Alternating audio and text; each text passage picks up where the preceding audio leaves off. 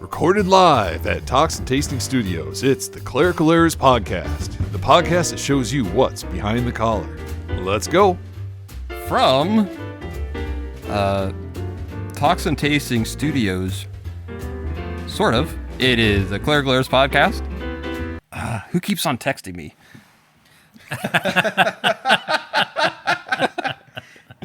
All right, roll it again. Yep. Recorded live at Talks and Tasting Studios, it's the Clerical Errors Podcast, the podcast that shows you what's behind the collar. Let's go. From the Talks and Tasting Studios, I'm Bollhagen. And I'm Berg. And with us we have Vicar-elect. Isn't that what we call him? Yeah, I think so. Before they're actually, I guess he's the update that has yet to be installed. So you can say hi. The beta release. Right. This is only a test. Welcome to the show 17.0.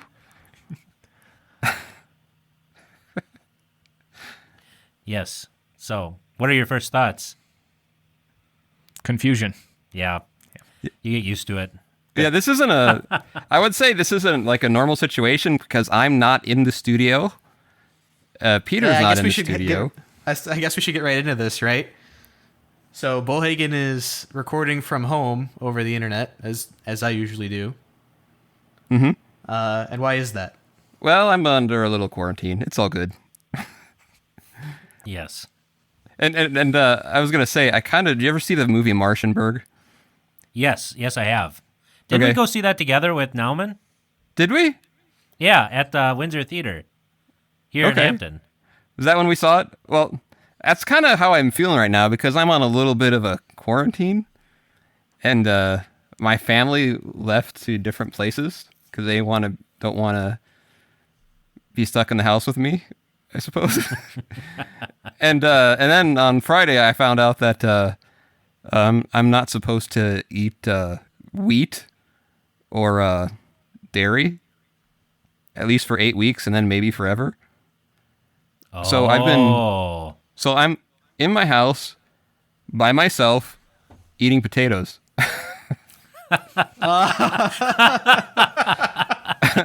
So yeah, I kind of feel like the Martian, and you know me, I can't sit still, right? So I do know this. Yes.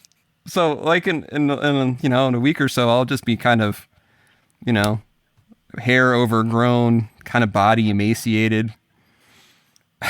Yeah, because how long has it been for your quarantine now? This is day one. It's been 7 hours. It's getting rough. Yeah. Oh boy. Well, do you at least have any iron there to clang and bang? Well, I do have from earlier in the quarantine when everything was locked down. I do have a bargain brand Chuck Norris style Total Gym. Man, you're never gonna get emaciated. You'll come out of this quarantine, And a shout out to Hannah, because she is our associate producer and podcast mom. If she knows any dairy gluten-free recipes, if she could send those our way, that would be awesome. And if anybody who has what's called, hopefully her complimentary sandwich was, she sent one. Well, we'll find out what that is in a little bit. But if there's anybody who has it's called EOE, the letters, it's like a swollen esophagus. Any listeners have that? Have some advice for me? Just let me know. So, all right. So, what can you tell us about yourself, Vicar? 17.0. He's confused. Yeah. Don't worry, I'll edit this to make you sound good. Oh, that's not going to help. It's not going to happen. No. I've accepted my foibles already. I'm a native Nebraskan, so I'm sort of in exile out here in the maybe great state of Iowa. Iowans generally have nothing good to say about people from Nebraska. I've heard that already. I had a classmate who was a very staunch Iowa fan, and I am a heathen Nebraskan who doesn't own a stitch of red. Ooh. Man, you might have to fix that one. Yeah. I went to Seward. The colors are blue. So, what we'll do is we did a top 12 list for getting to know 16.0. I think next episode, Peter, if you remind me, I would like to do a top 12, the top 12 questions for the new vicar that we used for 16.0. So next time we can get to know this one a little bit better for the show. And that's going to be great because now that Bollhagen is in quarantine, he's going to have nothing but time to come up with the best questions. And I'm sorry in advance, Vicar. But you're going to have to I'm just deal thinking with about whatever, this. This is going to be super epic, man. whatever comes your this way is after never going to a happen week. again. It's awesome. And if I start mentioning potatoes a lot, don't be offended. It's my world right now. I'll make sure to look up how to grow potatoes in your own backyard. Please don't start bringing dirt into the house. Well, didn't he use stuff other than dirt to grow He his- also, also don't use stuff collect other any than dirt. samples from yourself. Yeah. When we get to that point, we might have to worry a little bit. So, all right, we have the Martian episode. There you go, Pete. There's a title. So, You guys drinking anything? I've got some Fairway Orange sparkling water. okay. I actually went and bought some more sake today. You know, I was looking back at some of our episodes, and from my wife's grandparents, they had a sake set that they sent our way. So Wow. Is that like a wooden box? Do you know It what? Do you know what, is- Berg? what's That's that? made out of rice. Good call. I do what I can, you know. See, You're a I'm coming up prophet. with things already for you. Right, because So- beer's made out of wheat. I know. Scotch? Yeah. Scotch, well, it's malt, but it depends. I mean, it's been distilled quite a bit, so I don't know how much is actually left. Moonshine. Okay. Moonshine would be good. That's That pickle corn. moonshine was That's pretty corn. amazing. Right? So, yeah. Well, Rye. what's We could do your rye beverage of whiskey. choice normally, 17.0? You mean of a Lutheran approved beverage? I'm a terrible Lutheran. No, any beverage. Didn't you read all the update stuff? There's a prohibition version. Oh. Well, that was a long time ago. He didn't read it, did he? Yeah, no. That's He one thing I don't scrolled- do He for just the scrolled show. through Yeah. and said click the accept, click the little X and hit the button. He didn't read Just it. like we all Haven't you do noticed, with- Vicar, like we already? all When do. I want to remember something, I either ask Peter or Hannah. Yeah. Yeah, I see how it works. Only I know- one of which I know- is present. Yeah, I know who to bribe. Ooh, I like the sound of this. Yes. So let's take a peek at the text here. For Sunday. So Berg, what you preaching on? All right, so the gospel lesson is Luke 19:41 through 48. And Vicar, if you could read that, that'd be awesome. And when he drew near and saw the city, he wept over it, saying, Would that you, even you, had known on this day the things that make for peace. But now they are hidden from your eyes. For the days will come upon you when your enemies will set up a barricade around you and surround you and hem you in on every side, and tear you down to the ground, you and your children within you. And they will not leave one stone upon another in you, because you did not know the time of your visitation. And he entered the temple and began to drive out those who sold, saying to them, It is written, My house shall be a house of prayer, but you have made it a den of robbers. And he was teaching daily in the temple. And the chief priests and the scribes and the principal men of the people were seeking to destroy him, but they did not find anything they could do, for all the people were hanging on his words. All All right, right, so this is the gospel of the Lord. thanks be to God. So Berg, this seems like this text is right up your alley. Why would you say that? Why? Because I know you, and two, before the show when you said, "Oh, what's this text for Sunday?" and you said, "Oh yeah." Well, this text, I'm going to pair it with 2 Kings 25, which is the first destruction of, well, not the first destruction. Jerusalem was actually invaded many times throughout biblical history, but that's when Nebuchadnezzar comes and completely destroys the temple, tears down the walls, and brings almost everyone into captivity into Babylon. And it's interesting here because Luke 19:41 through 48, Trinity 8, we heard about false prophets, right? Mm-hmm. Trinity 9, we heard about a right use of money. Mm-hmm. And now we see what happens when you listen to false prophets and when you use money poorly, right? It's destruction, right? God threatens to punish all those who break these commandments. Therefore, we should fear his wrath and not do anything against them, right? The Jerusalem listened to the false prophets. They listened to the scribes and the Pharisees. We also see that this is paired with Jesus cleansing the temple of those who sold, right? Right. That they are misusing their money, right? And they cloak their evil and their avarice under a cloak of piety and religiosity. The same thing happened during the days of Jeremiah, right? You have people who were listening to false prophets, right? People who are crying, peace, peace, when there is no peace. You also have kings who are building their house on unrighteousness, right? Not paying their workers their wages. And you see that all of these things ultimately end up destroying not just their spiritual state, right? They don't just go to hell, but we see that there are physical consequences in this world for sin.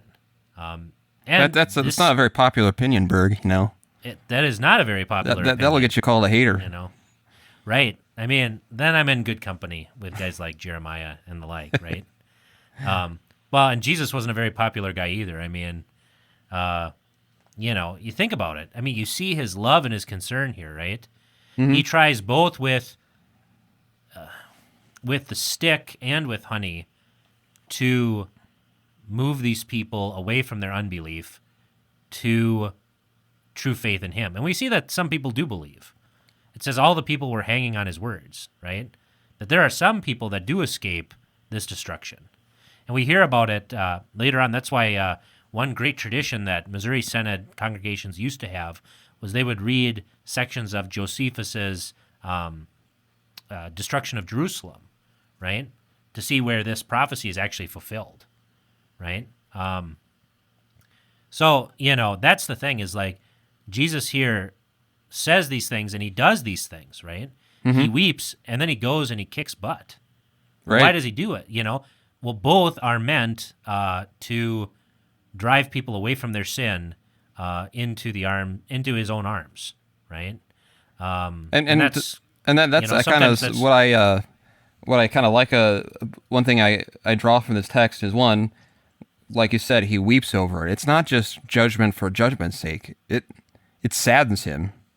Right. And the other thing is just the question kind of really sticks. Would that you have known this day the things that make for peace? I mean, if you want to take out a part of that really hits us right in the eyes right now, I think that is a good one. Right. But now, right, and it continues, but now they are hidden from your eyes. And the other thing is... like, it's going to happen, right? Mm-hmm. Like that's the thing, is like, there's no stopping this judgment now, right? There's nothing that can turn back the clock. It's kind of like King Josiah, right? Best king of the Old Testament, on par with David, right? And you can just see his life as this frantic struggle against God's judgment. By the way, I think Josiah would be a great name. We don't use that name enough. Wouldn't that be a good name? A great Josiah? name. Hannah? Josiah, I know you're a listening. Great name. Oh. And then the other thing is too, both texts talk about the presence of Christ. The temple, right? The temple was supposed to be the presence of God amongst his people. Jesus was now God amongst his people. They don't recognize him in the first part or the second part when he talks about the temple and who it is that's right there before him. And and the other gospel in all this is that Christ does not make a complete end of them. Right. That in of itself is gospel. That even though Israel is like Sodom and Gomorrah, even though the Jewish people are like Sodom and Gomorrah, even though we are like Sodom and Gomorrah, God does not make a complete end of us.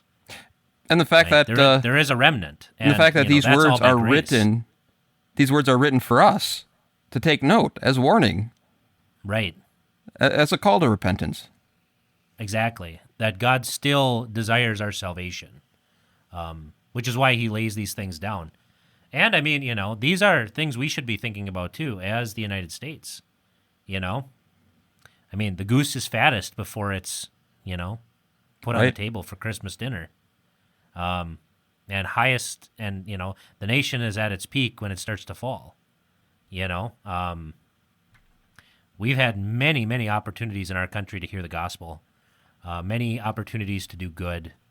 And we fall into a lot of the same sins that destroyed the Old Testament people, who destroyed Jerusalem, 40 years after Jesus rose from the dead in AD 70. I mean, so, And in the last few years, especially, it seems to have taken a turn, as you see a lot of times in the Bible, from being, whether it's just apathy or wanting something else, to hatred towards the church is really starting to blossom. right.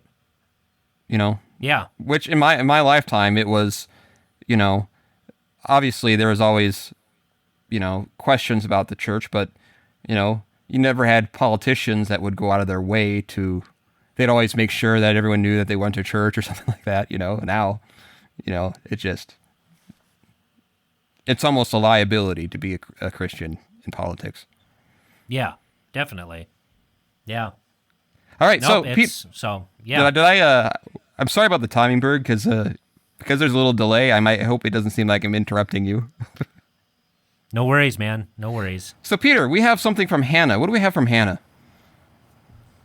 Yeah, we have something from Hannah. Yeah, she says, "Hello, clerics. I enjoyed the uninstallation of the Vicar 16.0 app. I was especially impressed at the efficiency with which Bollhagen rattled off the top 12 things listeners will miss about that version of the app.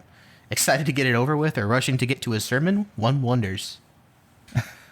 Seeing as Reverend Bollhagen gave unsolicited feedback on his own sermon, I thought I would too. I have no formal theological training, but I did compete in speech, or forensics, as it's known in some states, for all 4 years of high school, as well as perform in many plays. My first critique circles back to what I believe is my very first comment to the Clerical Errors Facebook page. Does anyone else hear Toxin Tasting Studio? Enunciate, my dear Reverend. I don't think I misheard anything, but clarity in proclaiming the gospel, in my opinion, includes clear enunciation. Second, I appreciated the rising and falling intensity throughout the sermon, but third, sometimes the intense sections seemed to get a little shouty.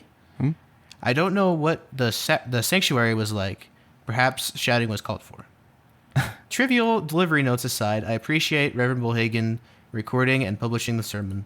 I do believe that that was the first time I've heard an ordination sermon. I always appreciate being reminded of the vows pastors have taken to serve their congregations. And Vicar 16.0, I can't wait to hear what you're thinking about when you're back at seminary. Your devoted associate producer, Hannah. All right. Thank you, Hannah. I think. Yeah.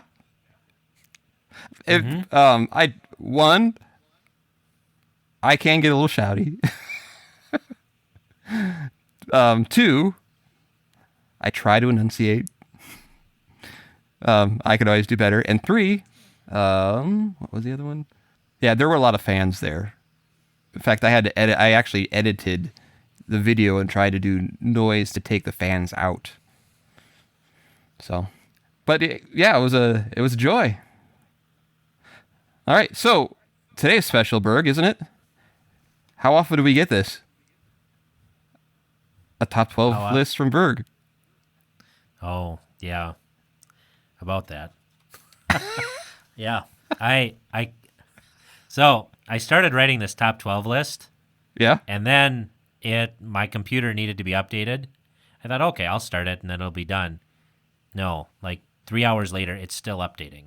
Wow. So unfortunately, I do not have a top 12 list today. However, just to give you a sneak peek, it'll be on the Apocrypha, so it's going to be pretty righteous. All right. You know what I mean? Well then, it looks like we're doing our top 12 to get to know Vicar. Peter, play the intro. Enough nonsense. It's time for Bollhagen's Top 12. All right. Number 12. Number 12, Vicar, what's your favorite color? Blue. Blue. All right. We'll switch that to red soon enough. Don't worry about it. I didn't get thrown off a cliff, so I'm okay. All right. Nice Number 2, reference or to number 11. Monty Python. Number 11. What made you decide to become a pastor?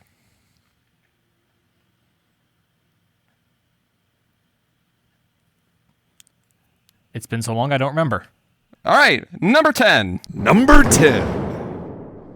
What is your mother's maiden name and your social security number?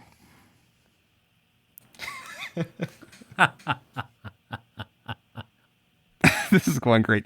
Number 9. Number 9. When was the first time you heard of the Clerical Heirs podcast?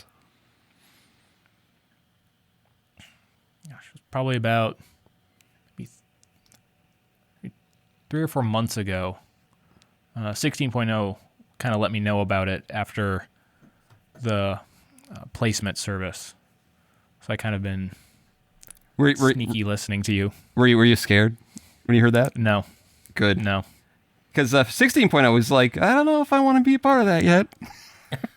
I had some friends back home in Nebraska that they had done kind of a little radio podcast on the weekends I got to be a part of. So Nice. Oh, so we got an experienced person on our hands here. Experience. Well, when I originally, one thing, it wasn't in the paperwork that I filled out to get you, but I did call them and say I really needed somebody who works well with the podcast. So. It's really the most important Right. thing. And by the way, I know why, going back to I know why you decided to go to the seminary. You got all those mouths to feed, man. yes, I'm going into it for the money, so I can take care of my family. Sure. Hey, Berg, you want to hear something funny? Sure. Not, you can decide whether this should stay in the show or not. Okay. I mentioned someone said, "Oh, they have 5 children. Is he second career?" And and then someone said, "No, I don't think even Cardney could do that."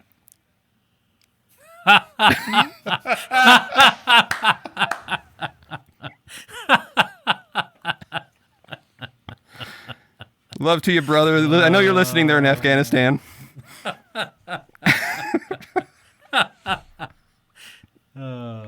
Yeah, you'll get it.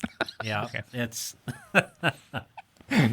okay. What number are we on? Number 9. Number 9. Didn't we do number 9? I think Number number 8. 8, right? Number 8. I'm sorry. By the way, you guys can help. You can help me here. Favorite seminary class? Go. The medieval Christianity Coles? class. Yes. Yeah. The Dr. Coles class that is unfortunately no longer required. That Ooh. was I'm a history guy, so that was a class that I very much enjoyed, and especially how Dr. Coles taught that class. I'm pretty sure I only took notes for the prayers. Yeah, the prayers are pretty amazing. Yes. See, that's the thing, is they treat medievalisms like it's Iowa, like it's a flyover state. Yeah. And it's not true. There's a lot here in Iowa. Yeah. One of my favorite undergrad professors, his thing was, the medieval history classes, and that was a blast. Mm-hmm. Just getting to be there. I took Dr. Cole's class on St. Augustine because it was so much fun being in his class. Mm-hmm. Good. All right. Number 7. Number 7. Pancakes or waffles? Waffles. Ooh. Peter, I think that was hurtful. I just want to say that right now. My son likes pancakes, so he can hang out with you. Potato pancakes, I've heard, are amazing. Hannah, if you have a recipe, let me know. Our email box is going to get spammed by my just gosh. Hannah sending emails of recipes. And then people with esophagus issues. Yeah, all of our listeners that have esophagus issues, yes. All right, number 6. 6. Number 6. This is a two-part question. What is your favorite animal?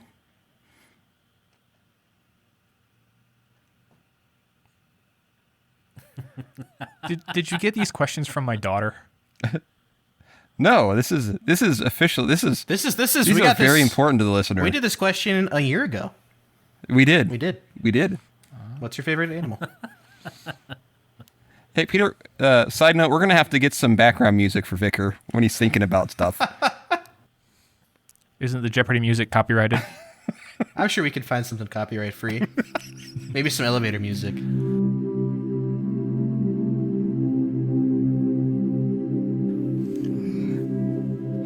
Lemurs. Lemurs. And what noise does a lemur make? Not a clue. Oh, well, you got to try, though. You got to try. No, the only lemurs that I've encountered swear. Oh. So I'm not going to repeat that on air. Man, he's outsmarting us. Well, I did get to listen to the podcast previously, so I might have listened to 16.0's first episode. so you're going for more awkward. No, this is natural. Okay. All right. Berg, you got a number 5? Number 5. Number 5. What did you study in undergrad? Education. Any particular Theology and history. Okay. For teaching or for Yeah. Okay, younger, older? Specifically for high school age, but I've gotten to work with a little of everything, so Mm-hmm. Yeah. Awesome. Number 4. What kind of car do you drive?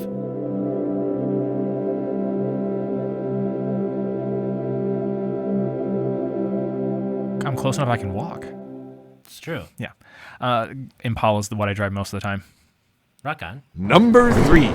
Cats or dogs? Cats. But not the Broadway musical. All right. Number 2. I had one, but I lost it. Don't worry, we'll wait. Elevator music again, go ahead.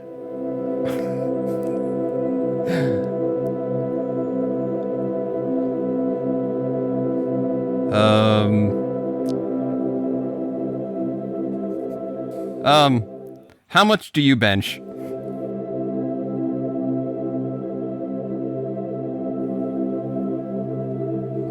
What's a bench? All right. So that's going to be part of the vicarage education? Last time I tried to bench, I couldn't even pick up the bar. But that was freshman year of high school. All right. What number are we on? Number 1, right? Number 1. Is this number 1? This is number 1. All right. Who's going to come up with the number 1 question? You are. Okay. All right. And number 1. This is a 3-part question. Okay. Imagine, if you will, you are in a desert. Okay. You have 3 items with you: a shovel, a Bible, and a hand grenade. You with me so far? All right. First part of the question. Why are you in the desert with a shovel, a Bible, and a hand grenade? Last I remember, I was looking for 2 droids. All right. I like it. Okay. All right. Question number 2. Which desert are you in? Gobi. The Gobi Desert. This is unrelated to where is the Gobi Desert? It's in Mongolia. Mongolia. Okay. I knew that. I just want to make sure you knew that. And number 3. So you have the Bible. Say you accidentally dropped it. Okay. What passage would it open up to? And why? I probably dropped it because I had it open while I'm reading it and walking. Okay. And dropped it because I'm, being clumsy because I'm not looking where I'm going. So it's probably still open to John. Okay. Man, if you're clumsy enough to drop the Bible, I hope you're not dropping the hand grenade too. Yeah, why hand pin's grenade, still- Vicar? The pin is still in the hand grenade. So it's okay. Oh, okay. Okay. I mean, I need the hand grenade just in case I meet the rabbit. Okay. Makes sense. Makes sense. All right. Oh, this is going to be awesome. All right, so I did because I was under the impression that Berg was going to bring a top 10. I actually brought a PastorPiece Theatre with me. Top Nice. Top 12. It's a top 12. What? What did I do? It's not a top 10. It's a top 12. Top 12. Yes, of course. What is this, episode 72? 72, right? Okay, that's fine. All right, so Peter, could you get the music going? So, welcome to Pastor's Piece Theatre. with Pastor. Bollhagen. All right, by the time this broadcast, oh, I love that music. By the way, isn't that Vicar? What do you like this music? Is that nice? Very much. Yeah, So it's going on the playlist. By the time we broadcast this, we will have made Hannah a Facebook administrator, so that she can post this for us. Okay. And this is entitled. I'm going to read a portion of it. And this is entitled "Whether One May Flee from a Deadly Plague." It is a letter written by Martin Luther to the Reverend Dr. John Hess, who was wondering about whether he should visit the sick and the dying during a plague. Have you read this, Berg? I have. It's good. And so I'm going to read. It's towards the end of that,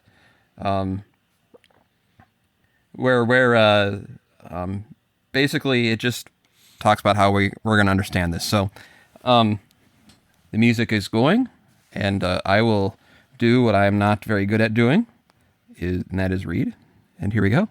When anyone is overcome by horror and repugnance in the presence of a sick person, he should take courage and strength in the firm assurance that it is the devil who stirs up such abhorrence, fear, and loathing in his heart. He is such a bitter, knavish devil that he not only unceasingly tries to slay and kill, but also takes delight in making us deathly afraid, worried, and apprehensive, so that we should regard dying as horrible and have no rest or peace all through our life. And so the devil would excrete us out of this life as he tries to make us despair of God and become unwilling and unprepared to die. And under the stormy and dark sky of fear and anxiety, make us forget and lose Christ, our light and life, and desert our neighbor in his troubles. We would sin thereby against God and man. That would be the devil's glory and delight. Because we know that it is the devil's game to induce such fear and dread, we should in turn minimize it. Take such courage as to spite and annoy him, and send those terrors right back to him. And we should arm ourselves with this answer to the devil. Get away, you devil, with all your terrors. Just because you hate it, I'll spite you by going the more quickly to help my sick neighbor. I'll pay no attention to you. I've got 2 heavy blows to use against you. The first one is that I know that helping my neighbor is a deed well-pleasing to God and all the angels. And by this deed I do God's will and render true service and obedience to him. All the more so because if you hate it so and are so strongly opposed to it, it must be particularly acceptable to God. I'll do this readily and gladly if I could please only one angel who might look with delight on it. But now that it pleases my Lord Jesus Christ and the whole heavenly host, because it is the will and command of God my Father, then how could any fear of you cause me to spoil such joy in heaven or delight in my Lord? Or how could I, by flattering you, give you and your devils in hell reason to mock and laugh at me? No, you will not have the last word. If Christ shed his blood for me and died for me, why should I not expose myself to some small dangers for his sake and disregard this feeble plague? If you can terrorize, Christ can strengthen me. If you can kill, Christ can give me life. If you have poison in your fangs, Christ has far greater medicine.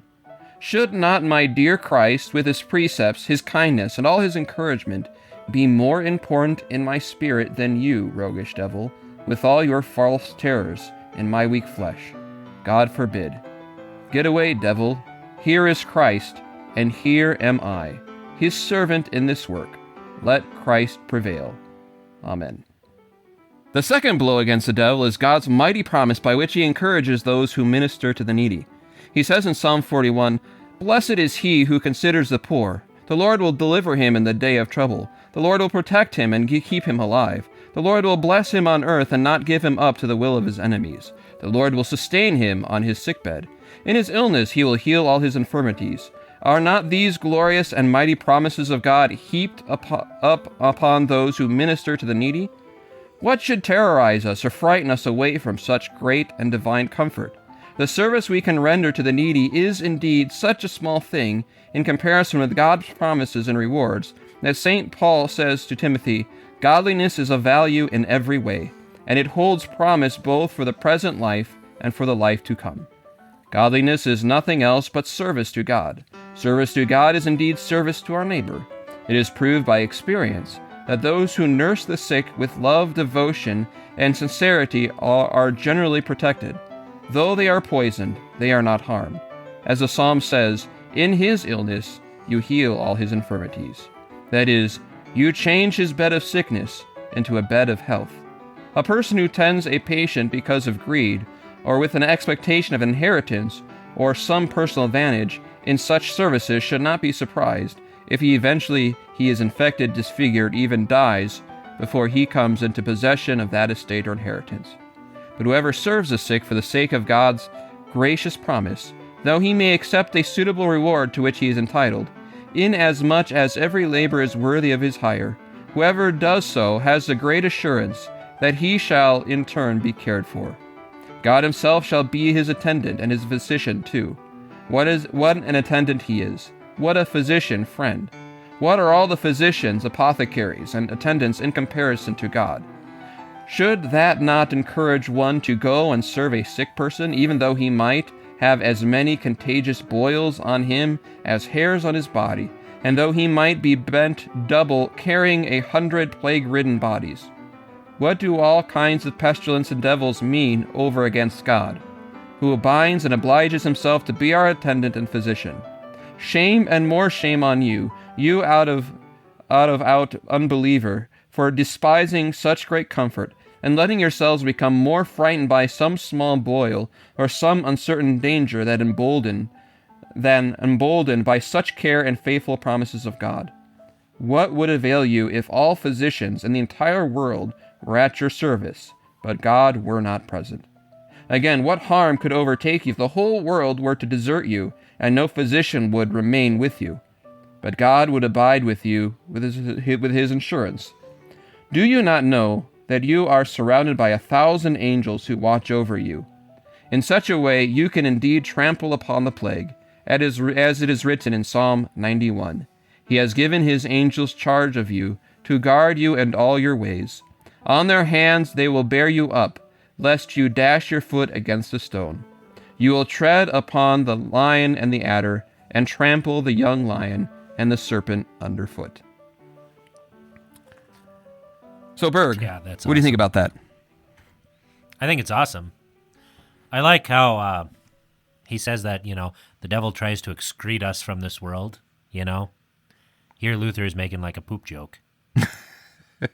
I mean, because that's what excrete means, I mean, he uses very earthy language. I mean, when he talks about the man who is bent over because he's carrying 100, plague-ridden bodies, or as many contagious boils as there are hairs on your body,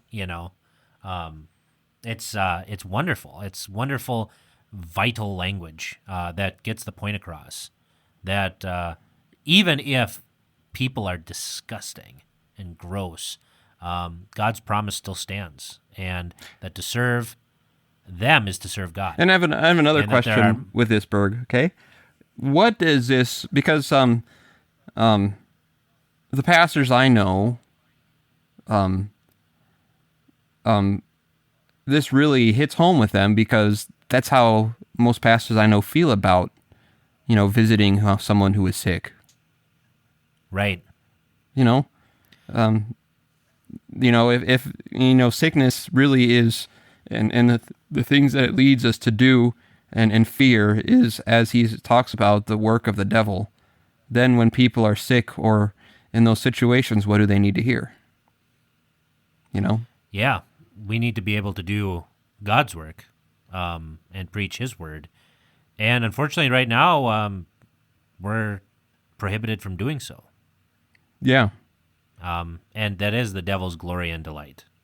Right. And it's really sad that people fear the death of the body, but they don't see the gracious promises that our Lord has made. So Yeah. it's a very distressing thing for us. Not being able to see your members for months. Vicar, do they do anything at the seminary wise to help prepare you for this part of it? Because you actually had a little bit of at least online discussions before you even got here, where where you actually heard from professors. How many did they actually talk about this and help prepare you for some of these discussions? Sorta. A few did. We had the whole quarter online, that whole spring quarter. The field education class, we did spend a lot of time talking about kind of what can we do. And Dr. Pless is the one leading it up. He's got all the quotes from Luther on all of this stuff. So I think half of our discussions were just, okay, what can we do? What might be some of the best options? It wasn't enough of maybe the logistics of actually going out and, okay, if you're in this area and it's complete shutdown, how do you go and talk to people? But as we were kind of playing around with the different, electronic means of communication, we kind of got to see, okay, this might work for this situation or that might work. I feel like no one really was ready to figure out, okay, here's what we should do. Here's the best choice at the moment. They're probably waiting for the vicars to come back to give them the answers. I wouldn't be surprised. I got to actually talk with a recently graduated pastor who was near the seminary and kind of talking through what he did, and kind of what his methods were. And obviously I talked with my fieldwork pastor, and most of my classmates did as well. So that might have been our kind of hands-on understanding with it. A lot of the classwork was more of, how does this line up with the theology side of it, which is important too. Yep. Yeah, that's where it all starts. If we actually believe this, right? If we actually believe that God does give promises, that He does say in His Word that He commands us to serve the poor, to serve those who are sick and needy, then we should take that seriously. And that's going to look different in every case. Iowa is not nearly as stringent as some other states. Thanks be to God. Although it seems like our county right now is kind of getting slammed, especially the nursing homes. Yeah. We really haven't been able to get in there at all. And there's been quite a few cases in the nursing homes. Mm-hmm. Yeah. So, and that's the thing. This is the time where we should be going in because, they're closer to death now, you'd think, Yeah. But so, yeah, it's not a very fun time to be a pastor. No. You sure you want to do this? So he's got too many mouths to feed right now. He's kind of boxed in. I'm serious. It's there's still time. It's not coronavirus. It's going to be something else. You can still get out, man. If it was easy, would it be worth doing?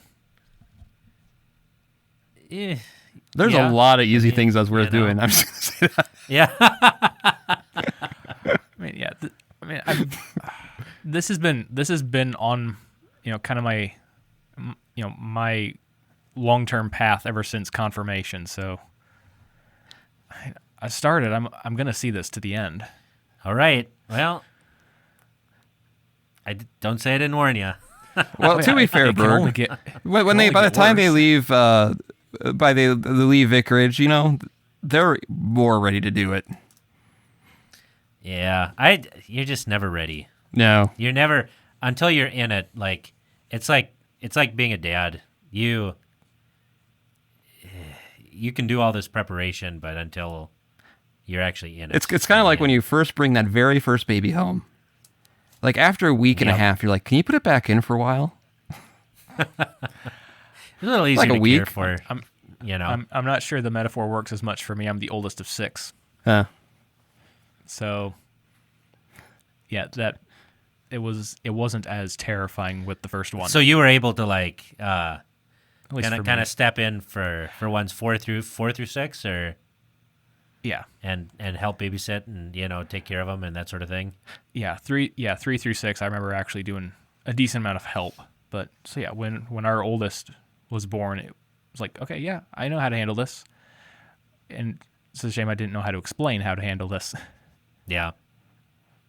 Yeah, some of it's just being around And babies and kids, and and that's not something that can be taught. You just kind of need to do it. and maybe we'll hear back from Baldwin. By the way, congratulations to 15.0. Number 3. I've got Yeah, thanks be to God. another healthy baby boy. So congratulations. And I was thinking about him because I talked about how you have this anticipation and the baby comes and you're like, okay, so much anticipation, and you realize how much work it is. That kind of happens about a month in to being a pastor for the first time, because you spend so much time, and then after 4 weeks you're like, oh crap, I wanted this. Yep. What have I done? But it's good. It's good. I mean, Oh, yeah.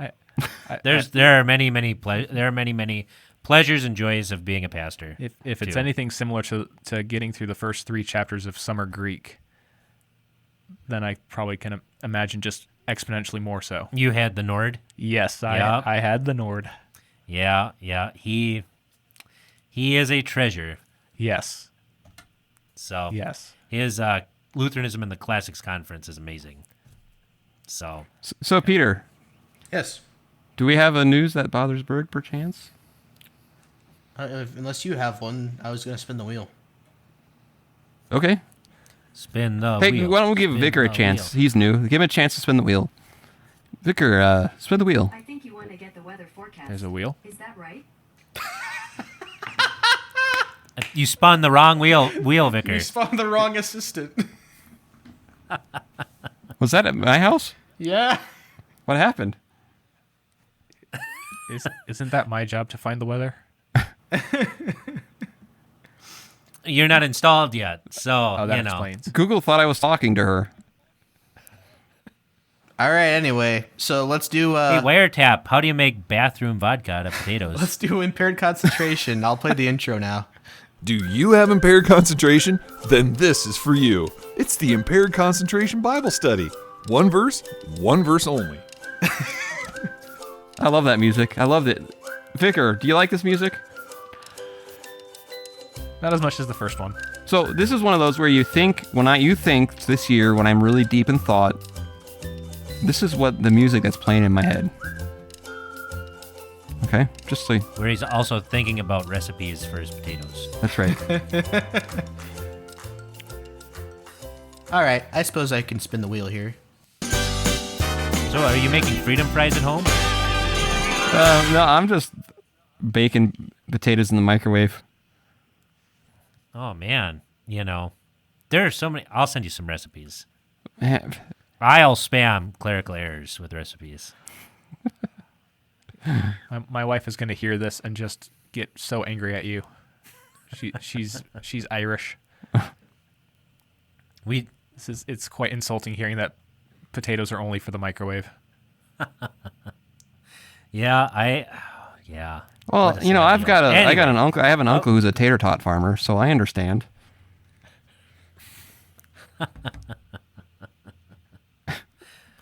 All right. So, Peter, what do we have? We have Matthew 18, verse 27. Vicar, can you read that for us? Then the Lord of that servant was moved with compassion and loosed him and forgave him the debt. Give it a whirl, Bollhagen. I got it. I'm getting fired up here. Let's see here. You get, I'm getting it. I got to look at the. just treat it like a hot potato. Just a minute. I'm looking it up. Here myself. Vic. Well, not yet, Vicar. Vicar elect, and Peter. Peter, Yes. tell me something interesting. Of many crows is called a murder. Oh, what is a flock of ravens called? It might be the Is same. it the same? I thought it was something else. I know that the ravens in Tokyo made more nests than they needed in protest of the local workers taking them apart. A group of ravens is called an unkindness or conspiracy. Wow. Yeah, so a unkindness of ravens.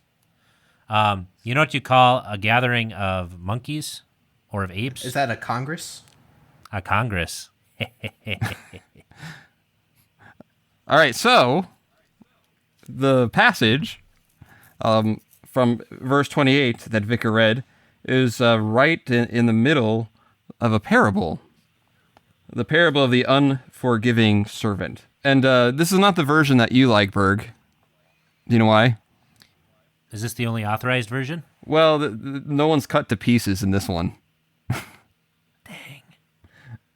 I'm always about that. So the passage is this is the unforgiving servant parable, and that verse is part of the master forgiving the servant who owed the one who owed him money, and then he wouldn't, when he went back, he did not forgive those who owed him debt, and so he was thrown in jail. But the whole understanding here is.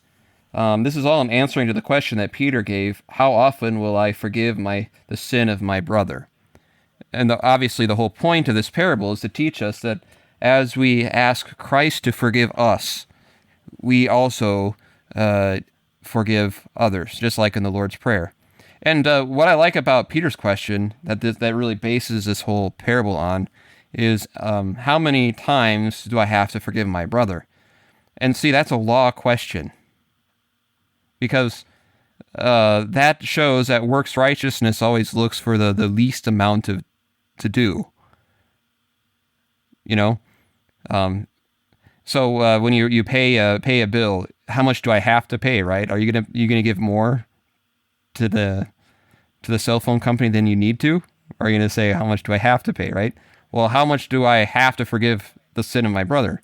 Well, if you understand the gospel and in the gospel, how Christ forgives you, he doesn't ask a number, how many times have you offended me? His desire is, because he loves you, to forgive. And because of that, our desire to forgive is what leads us and guides us by the gospel, not simply how much do I have to? Because that's the question that works righteousness always brings, is whenever that's the kind of the bar set for salvation, what will we always do? Look for the least amount to do. Good. I'm just looking up here in the Lord's Prayer. I believe the Greek is the same word for debt, right? Ophiles. Because I mean, it's that would be another cool thing that we don't always pick up in the translation, right? Because oftentimes when it says forgive us our we say forgive us our trespasses, right? Or we talk about sin. Oftentimes the Bible uses that Greek word for debts, right?